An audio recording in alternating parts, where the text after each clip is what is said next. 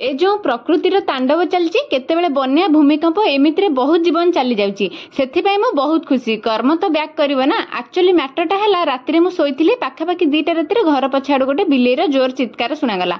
मु भाबिली आम बिलेई बोली किंतु उठिकी देखिला बेलको से तो शांति रे सोइची। एते राति हितला मु सोई पड़ली किंतु ता चित्कार कान रे एमिति बाजुथिला जे राति सारा निद हेलानी। सकाळ उठी देखिला बेलको एते छोटो बिलेई छुआटा जे आखी को देखा जाउनी हुए तो कैमेरा रे बड़ देखा जाउथिबो। सडन राति रे साउंड हैला माने किए ताको जानि सुनी आम घर पाखे छाड़ी जाइची। आउ से ठीक लक्ष्य रखिची जे मु जे कोनोसी बुला बुलिए को घर को डाकी खाइबा को दे पोसी दे बोली। नाइ तो एते घर अछि आम घर पाखे काहे छाड़िबो। मासकर छुआ हबनी माठू अलगा कर देला तमर से कोनटा खेती करथिला। अरे हे ताको लागिला बण रे फोपाड़ देले बोधे पाप हबो तेनु कहा घर पाखे छाड़ देले पुण्य करी नरक बदल रे स्वर्ग पळेबो। एई होची मनीष पणिया ताहले नेचुरल डिजास्टर तो हबो ना।